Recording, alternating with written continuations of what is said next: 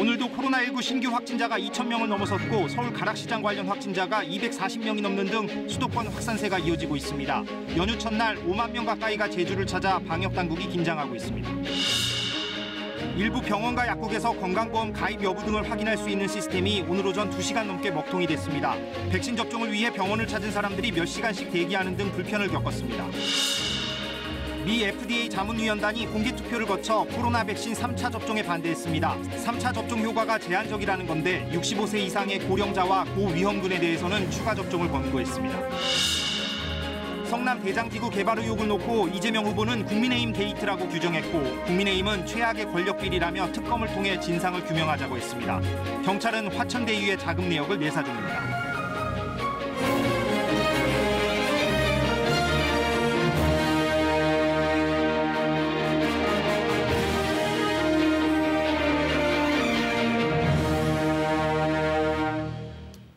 네, 여러분 안녕하십니까. 추석 연휴를 맞은 오늘 9시 뉴스 시작하겠습니다. 지난해에 이어서 올해도 코로나 유행 속에 맞은 한가위라서 안타까운 부분이 있습니다만 하늘에서 본 모습은 여느 명절 때와 다름없이 정겨운 풍경이었습니다. 설레는 귀성길에 오른 시민들의 모습을 곳곳에서 담았습니다. 방준원 기자가 헬기를 타고 둘러봤습니다. 여객선 한 척이 푸른 바다를 가르며 들어옵니다. 기다리던 귀성객들이 들뜬 발걸음으로 배에 올라탑니다. 가족들을 위해 마련한 선물이 양손 가득 들려 있습니다. 고속도로 하행선은 이른 아침부터 귀성 차량들로 붐볐습니다. 마음은 고향집 앞인데 차량 흐름은 더디기만 합니다. 한동안 발길이 뜸했던 전통시장도 오늘만큼은 사람들로 북적입니다. 알록달록 고개를 맞댄 파라솔 아래 정성스레 진열된 싱싱한 햇과일과 채소가 차례상 준비에 나선 손님들의 발길을 붙잡습니다. 따스한 가을볕이 내리쬐는 공원 잔디밭에선 전통놀이가 한창입니다. 푸른 하늘을 향해 연을 날리고 투호 산매경에도 빠져봅니다. 폭염을 이겨낸 들판은 황금빛으로 물들어갑니다. 한 해 동안 애쓴 결실을 거두려는 농부의 마음이 바빠지는 시기. 부지런히 움직이는 농기계 뒤로 벼가 차곡차곡 쌓여갑니다. 공원 묘지에는 성묘객들의 발길이 이어졌습니다. 준비해온 술을 묘에 뿌리며 조상의 음덕을 기리고 텐트 안에선 모처럼 모인 가족들이 이야기꽃을 피웁니다. 코로나19 속에 맞는 두 번째 추석 명절. 좀처럼 꺾이지 않는 확산세로 일상은 여전히 힘겹지만 화창한 가을 하늘 아래 마음만은 넉넉한 하루였습니다. KBS 뉴스 방준원입니다. 네, 이번 연휴를 맞아 제주공항이 사람들로 종일 북적였습니다. 연휴 내내 사람들이 많이 몰릴 것 같습니다. 제주 지역 코로나 확진자 수가 한풀 꺾이기는 했지만 거리 두기 4단계는 당분간 유지하기로 했습니다. 신익환 기자가 보도합니다. 본격적인 추석 연휴가 시작되면서 제주공항은 사람들로 종일 붐볐습니다. 어제 3만 6천여 명에 이어 오늘은 5만 명에 가까운 관광객과 귀성객이 제주를 방문했습니다. 22일까지인 추석 연휴 기간 21만여 명이 제주를 찾을 것으로 예상되고 있습니다. 추석 연휴가 길어가지고 오랜만에 가족 여행으로 제주도를 방문하게 됐고요. 방역 수칙도 잘 지켜가면서 안전한 여행 되도록 노력하려고요. 여름 무더위는 한풀 꺾였지만 관광객들은 해수욕장을 찾아 제주 바다를 만끽했습니다. 대부분 마스크를 착용하는 등 비교적 방역 수칙은 잘 지켰습니다. 하지만 제주 방문 전 진단검사를 받아달라는 제주도 방역당국의 권고에 대해선 생소하다는 반응입니다. 저는 들어본 적은 없는 것 같아요. 제가 몰랐으니까 아무래도. 최근 일주일간 제주 지역 확진자는 하루 평균 7명으로 확산세는 꺾였습니다. 하지만 제주도는 추석 연휴 기간 거리두기 4단계를 유지하고 있습니다. 수도권과 가장 멀리 떨어져 있지만 그동안 수도권 확산세에 직접적인 영향을 받아왔기 때문입니다. 여름 휴가의 절정을 이뤘던 지난달 제주 지역 확진자는 860명으로 역대 한 달간 최다 기록을 경신할 정도였습니다. 제주도는 이번 추석 연휴 기간을 방역의 최대 고비로 보고 방역 비상체제에 돌입했습니다. KBS 뉴스 신익환입니다. 코로나 신규 확진자 수는 2,000명을 넘었습니다. 추석을 앞둔 시점의 백신 접종률은 당초 정부의 예상대로 1차 접종률 70%를 넘었습니다. 이동량이 많은 이번 연휴가 확진자 수에 또 다른 변수가 될 것으로 보입니다. 고속도로 휴게소와 기차역에서도 선별검사소를 이용할 수 있습니다. 이 내용은 황정호 기자입니다. 서울 송파구 가락시장. 이달 2일 첫 확진자가 나온 뒤 관련 확진자가 240명을 넘었습니다. 크고 작은 집단 감염이 이어지면서 서울시 확진자 수는 이달 15일부터 700명대를 이어가고 있습니다. 오늘 0시 기준 코로나19 신규 확진자 수는 2,087명. 이 가운데 서울 700명, 경기 665명 등 확진자의 73%가 수도권에서 나왔습니다. 연휴 동안 늘게 될 이동량과 델타 변이 바이러스의 전파력 등을 고려할 때 비수도권으로의 확산이 우려됩니다. 코로나19 백신 접종을 시작한 지 200일 남짓, 백신 1차 접종률이 전 국민의 70%를 넘겼습니다. 국내 1차 백신 접종자는 3,607만 5천여 명으로 인구 대비 70.3%입니다. 국가 전체의 면역 수준을 높이는 것이 중요한데 전파력도 줄이고 고위험군에 대해서 접종이 사실상 완료가 되면서 코로나19의 중증화율과 치명률도 감소시킬 수 있는 계기가 될 수 있다는 의미이죠.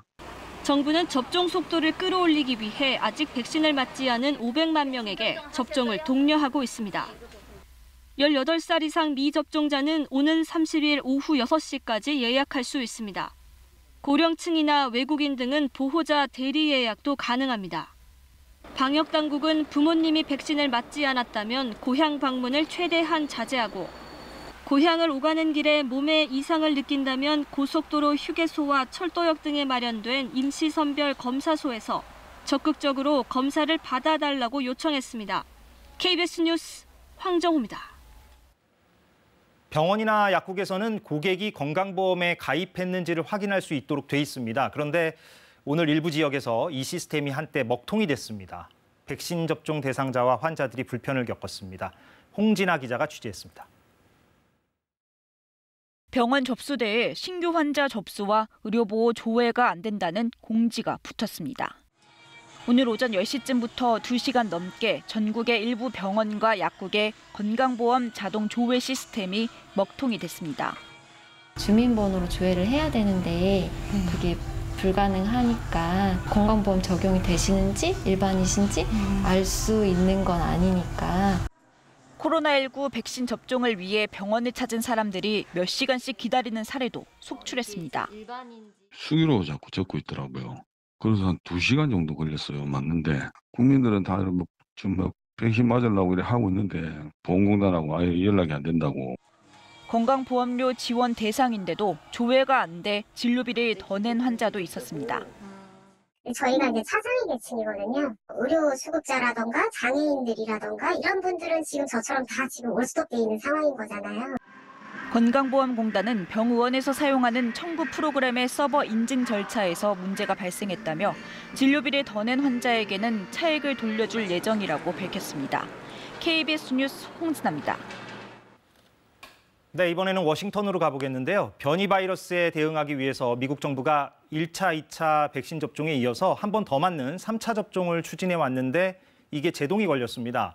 미국 식품의약국 자문단이 3차 접종에 반대한다는 쪽으로 결론을 내렸다고 하는데요. 어떤 내용인지 알아보겠습니다. 자, 김양순 특파원이 준비하고 있죠. 그렇게 반대를 한다는 이유는 뭡니까? 네, 결론만 말씀드리면 화이자의 코로나 3차 백신 접종 당장 모든 사람이 받을 필요는 없다라는 건데요. 미 식품의약국 자문단 18명이 16대2 압도적인 반대로 3차 접종안을 부결시켰습니다. 다만 접종 대상을 65세 이상의 고령자, 고위험군, 그리고 의료 종사자 등 코로나 위험에 노출된 이들로 한정해서 화이자 백신 3차 접종하는 데는 만장일치로 찬성했습니다. 자문단은 화이자 백신 3차 접종 이후에 항체 형성이 생각보다 제한적이다. 건강한 이들도 맞아야 하는지는 설득력이 좀 부족하다라고 평가했습니다. We wanted to test the water with 1 foot really and make the vaccine recommendation initially for those over 65, those who have high-risk medical conditions that put them at risk of serious disease. 네, 바이든 정부 다음 주부터 화이자 백신 맞고 8달이 지난 사람들부터 추가 접종 시작할 계획이었는데요. FDA 자문단에 이어서 다음 주 질병통제예방센터 자문단도 백신 정책을 둘러싼 회의가 예정돼 있어서 미국 3차 추가 접종 추진 차질이 불가피하게 됐습니다. 네, 그런데 이제 1차, 2차 백신을 맞아도 시간이 지날수록 효능이 떨어져서 지금 3차 접종 얘기가 나오는 거잖아요. 그러면은 어떻게 뭐 논의가 더 진행돼 봐야 한다고 그렇게 봐야 되는 겁니까? 네, 그렇습니다. 그래서 연구 결과가 계속해서 쌓여가고 있는 건데요. 지금 나온 연구를 보면은 모더나, 화이자, 얀센 세 백신의 효능을 비교한 결과 코로나 감염 뒤의 입원 예방 효과는 모더나가 93%, 화이자 88%, 얀센 71% 순서로 나타났습니다. 입원 환자 가운데 모더나 백신 맞은 사람 제일 적었다라는 얘기고요. 백신 효능 지속 기간도 봤는데 화이자는 넉 달간 91%였다가 77%로 감소한 반면에 모더나는 넉 달 뒤에도 92% 효능 유지한 것으로 나타났습니다. 미 질병통제예방센터는 세 가지 백신 모두 충분한 효능을 보였다라면서 다만 이 연구 기간이 6개월로 한정돼 있었던 만큼 그 이후에 대한 추적 연구 계속해서 필요하다라고 덧붙였습니다. 워싱턴에서 전해드렸습니다. 네, 정치권 소식입니다. 성남 대장지구 개발 사업에 참여해 거액의 배당금을 받은 민간 투자자 명단 어제 전해드렸는데요. 이 정치권에선 오늘도 이 문제를 놓고 공방이 이어졌습니다. 의혹의 당사자인 이재명 후보는 오히려 국민의힘 게이트라 반격했고 국민의힘 대선 후보들은 역대 최악의 권력 비리라고 맞받았습니다. 송락규 기자입니다. 민주당 이재명 후보는 대장지구 개발로 1원도 받은 적 없다고 했습니다. 특혜 의혹과 무관하다는 겁니다. 핵심은 과거 공공개발을 못하게 로비를 벌인 혐의를 받던 민간 사업자가 화천대유 투자자로 참여해 사업권을 따낸 사실이 드러난 것이라고 강조했습니다. 결국 토건 비리 세력이 야당 인사들과 결탁한 것이라고 주장하며 역공을 폈습니다. 금융기관의 외피를 쓰고 나타나서 결국은 부정부패로 상당한 이익을 취했던 국힘 게이트다. 국민의힘은 적반하장이라며 이재명 후보를 정면 겨냥했습니다. 홍준표 후보는 해방 이후 최악의 권력 비리다. 특검을 통해 진상을 규명하자고 했고 하태경 후보는 투자자들에게 4천억 원 돈벼락을 안겨놓고 개발 이익을 환수했다고 한다고 공격했습니다. 유승민 후보 측은 부실 심사 의혹을 제기했습니다. 사업자 선정 과정에 심의위원 5명을 추첨했다고 했지만 실제로는 성남도시개발공사 간부 2명이 심사에 참여했다고 주장했습니다. 여야 간 공방이 거센 가운데 경찰은 대장지구 개발업체인 화천대유의 자금 내역을 내사 중입니다. 금융정보분석원이 지난 4월 화천대유 임원의 수상한 자금 흐름이 발견됐다며 사실관계 확인을 요청한 데 따른 겁니다. 경찰은 특정 혐의를 논할 단계는 아니라며 소명 자료를 받아 확인 중이라고 밝혔습니다. KBS 뉴스 송락규입니다. 여야 대선 경선 후보들은 추석 민심을 잡기 위해 분주한 하루를 보냈습니다. 민주당 후보들은 호남 경선에 대비해 대부분 호남에 집중했고 국민의힘 후보들은 경남과 경기 등 전국 곳곳으로 흩어졌습니다. 안다영 기자의 보도입니다. 일주일 앞으로 다가온 민주당 호남 경선은 양강 후보의 운명을 가를 최대 승부처입니다. 이재명 후보는 광주와 전남을 찾아 청년과 미혼모를 위한 정책을 내놨습니다. 직업 알선이나 이런 좀 구체적인 현실적인 지원책이 더 필요하다는 생각. 반전을 노리는 이낙연 후보는 제주를 찾아 제주에서 승리한 후보가 대통령이 됐다며 지지를 호소했습니다. 민심의 흐름 또한 바뀌고 있습니다. 될 것 같은 후보가 아니라 돼야 할 후보를 찾기 시작했습니다. 추미애, 김두관 후보는 여수, 순천 등 전남 동부권을 찾아 각각 표심을 공략했고 박용진 후보는 지역구인 서울에서 청년 민심을 살폈습니다. 민주당 후보들은 내일 호남 TV 토론에서 격돌합니다. 어제 경북에 이어 경남을 방문한 국민의힘 윤석열 후보는 경쟁 주자인 홍준표 후보 고향 창녕을 시작으로 4개 지역 전통시장만 5곳을 돌았습니다. 여러분의 열망을 모아 반드시 정권 교체 이루고 이 나라를 정상적인 반듯한 국가로. 홍준표 후보는 실향민과 탈북민이 명절 차례를 지내는 파주 임진각을 찾아 이들에 대한 지원을 약속했습니다. 국가적 지원도 제대로 하지 않고 그렇게 훈대하고 있는 것은 참으로 유감입니다. 최근 캠프 해체를 선언한 최재형 후보는 이준석 대표를 만나 미니캠프로 당대표 선거를 치른 이 대표의 경험담을 들었고, 원희룡 후보는 경북 민심에 호소했습니다. 언론 인터뷰 일정으로 서울에 남은 유승민 후보는 내일 대구에서 당심 잡기 행보에 나섭니다. KBS 뉴스 안다영입니다. 네, 다음 소식입니다. 미군이 지난달 아프가니스탄 철군 과정에서 테러 의심 차량에 공습을 감행했었는데요. 그런데 조사 결과 이게 오인 폭격이었던 것으로 밝혀졌습니다. 테러와 상관없는 민간인들이 대거 숨진 것으로 드러나면서 미 당국이 공식 사과했습니다. 두바이 우수경 특파원입니다. 아프가니스탄 카불의 한 주택가가 화염에 휩싸였습니다. 지난달 29일 미군은 이곳에서 드론 공습을 단행했습니다. 당시 미국은 이슬람 무장단체의 차량을 공습했고 추가 폭탄 테러 위협을 제거했다고 주장했습니다. 하지만 이후 민간인 사상자가 발생했다는 외신 보도와 의혹이 끊임없이 제기됐습니다. 미 언론은 표적 차량 운전자는 미국 구호단체 협력자 제마리 아흐마디라고 보도한 바 있습니다.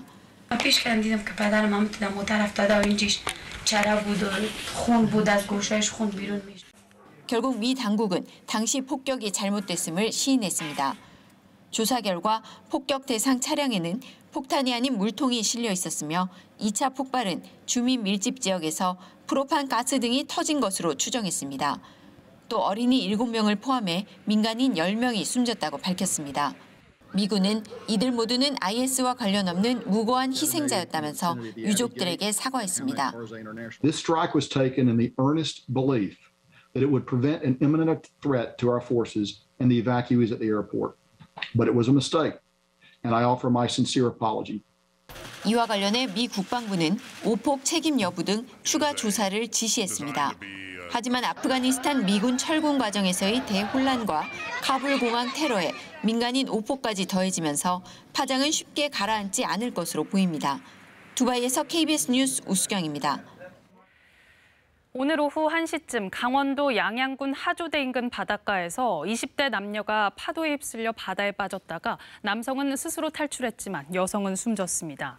지난 16일에는 속초의 영금정 앞바다 갯바위에서 소라를 잡던 50대가 14일에는 강릉 금진 해변에서 50대 관광객이 바다에 빠져 숨졌습니다. 해경은 당분간 갑작스러운 너울성 파도가 이어질 수 있다며 갯바위나 방파제 등의 출입을 삼가달라고 당부했습니다. 코로나 사태가 장기화되면서 극한에 내몰린 자영업자, 소상공인들의 하소연이 계속되고 있습니다. 극단적인 선택을 하는 사람도 잇따르고 있죠. 이들의 호소를 육성으로 들어보고 몇 가지 더 추가로 이야기를 해보겠습니다. 신지수 기자가 자영업자의 주장을 담아왔습니다.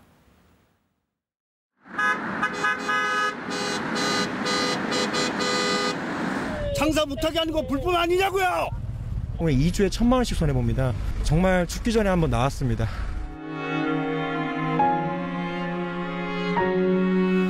카드도 정기적으로 냈고 가스는 곧 끊긴다 그러고 세금은 못 낼 거면 좀 그래서 그래도 우리 한 사람마다 버티고 힘내 그랬거든요.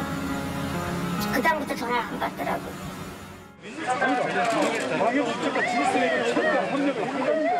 제가 총을 샀습니까? 칼을 들었습니까? 이 꽃 하나 놓는 것도 이렇게 못하냐면은 우리 자영업자들은 앞으로 뭘 어떻게 더 해야 되는 건데요? 진짜 그냥 못 놓고 저를 한 번만 할 수 있게 해주세요, 제발. 자영업자의 목소리를 들어주십시오. 저희도 먹고 살기 위해서 일하겠다고 말씀드리고 있는 겁니다. 일하게 해주십시오. 네, 자영업자와 소상공인들의 어려움이 뭔지 구체적으로 몇 가지 더 이야기를 나눠보도록 하겠습니다. 오세희 소상공인연합회 회장 나와 있습니다. 어서 오십시오. 예. 손실보상금 관련해서 어제 이제 국무회의 통과했단 말이죠. 근데 지금 업종, 가지고 이제 말들이 좀 많은 것 같습니다. 그러니까 정부 입장은 이런 것 같습니다. 그러니까 법적 근거가 있어야 되니까 보상금을 주려면 그래서 집합 금지 조치를 내리거나 영업 제한 조치를 내린 업종에 대해서만 보상금을 줄 수 있다. 법적으로 어쩔 수 없다. 이런 입장인 것 같은데 여기에 대해서 이제 재반론을 주신다면 어떻게 하시겠습니까? 사실 지금 여행업이라든지 숙박업이라든지 이런 경우는 큰 타격을 받았어요. 아시겠지만 뭐 여행도 못 가고 또 거기에 대해서 어떤 간이 많이 모일 수가 없고 인원 제한이 있기 때문에 예. 그런 부분은 지금 사각지대가 있습니다. 예. 그래서 업종별로 사각지대가 있는 부분은 다시 그 검토를 하고 또 논의기구를 만들어서 그 부분에 대한 보상이 강구돼야 된다고 생각합니다. 그래서 업종은 그렇고 근데 이제 정부 입장에서 제가 정부 입장에서 좀 물어볼 수밖에 없습니다. 그 반론을 이제 듣기 위해서 제가 모신 거니까 정부 입장에서는 그런데 이제 다른 업종 그 사각지대라고 말씀하시는 그 업종에 대해서는 희망 회복 자금이라는 걸 지금 주고 있지 않느냐 이렇게 얘기할 수도 있을 것 같은데 여기에 대해서는 또 어떻게 말씀을 주시겠습니까? 매월 수백만 원과 수천만 원의 비용이 들어가고 있습니다. 그래서 그 코로나의 그 소상공인들이 늘어난 빚만 해도 66조. 그렇기 때문에 희망 회복 자금이 그 부분으로 보상한다는 거는 턱없이 부족하고 예. 그래서 정해진 그 희망 회복 자금을 떠나서 추경을 통해서라도 7월 이후의 손실에 대해서는 정부에서 좀 보존해줘야 된다 그렇게 생각합니다. 지금 그래서 보상금이든 지원금이든 간에 지금 매출액 기준으로 가려고 하잖아요. 지금 정부는 실제 그렇게 해왔고. 근데 이제 매출액 기준으로 그거를 주는 거에 대해서도 비판적인 입장인 것으로 알고 있는데 왜 그렇습니까? 매출이 좀 늘어나더라도 여기 또 사각지대가 있어요. 예. 그건 뭐냐면 배달 수수료라든지 그로 인해서 이제 일시적 계절별 뭐 특성상 그런 영업 특성상 그런 매출에도 높고 낮을 수가 있거든요. 그래서 이 부분에는 좀 업종별 그 섬세한 그 파악이 있어야 되고 그렇게 해서 업종별 그 파악이 이루어진 다음에 섬세하게 이루어져서 보상이 돼야 된다고 생각합니다.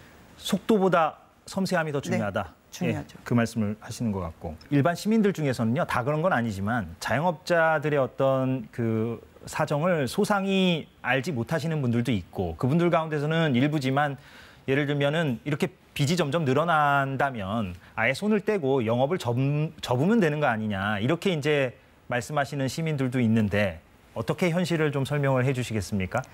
이제 폐업을 하면 또 소상공인들이 갈 일자리가 없어요.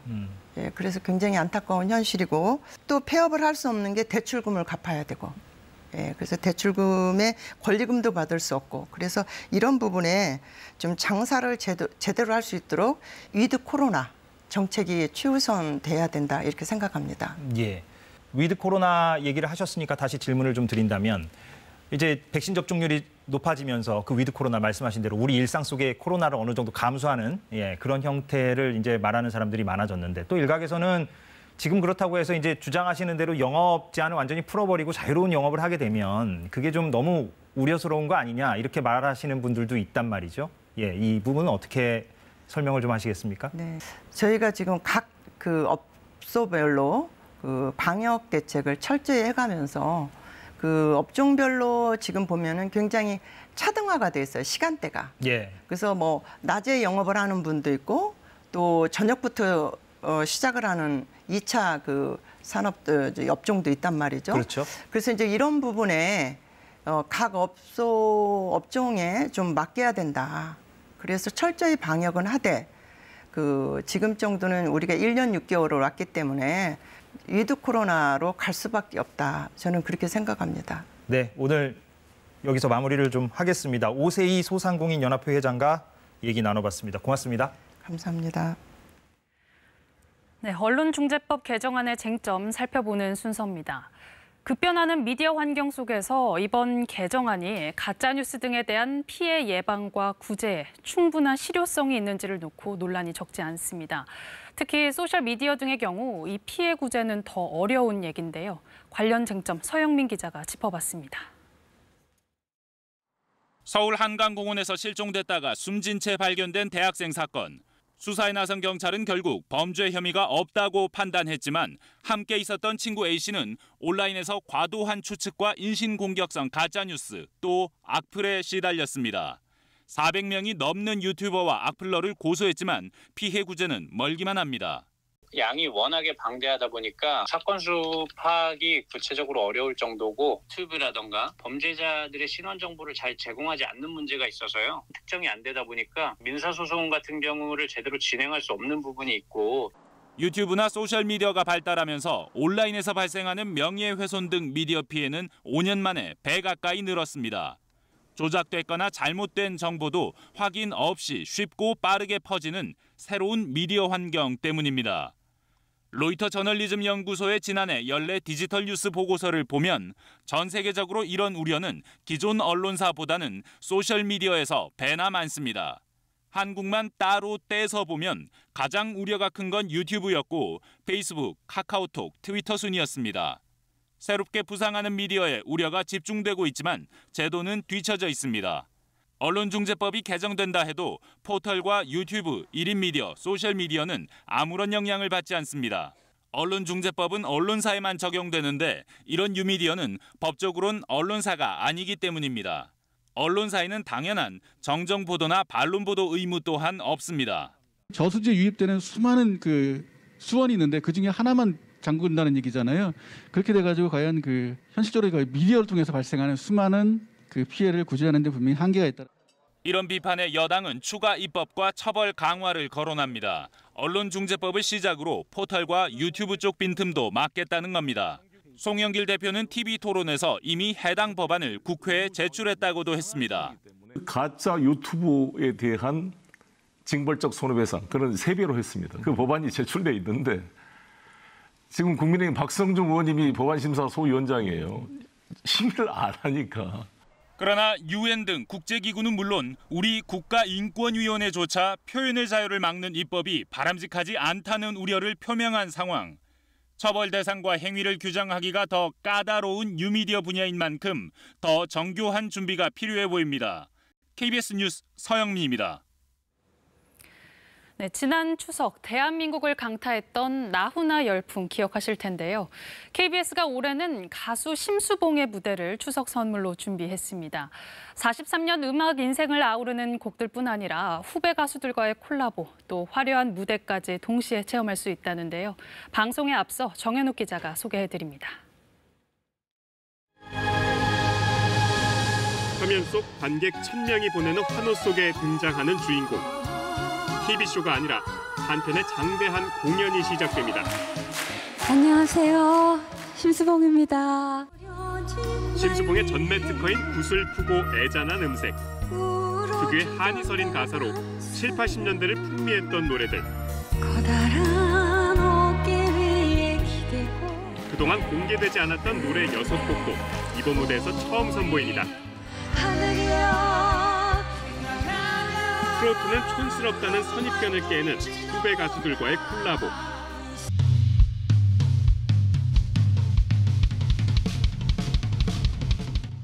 여기에 피아노와 드럼까지 소화하며 싱어송라이터로서의 면모를 유감없이 선보입니다.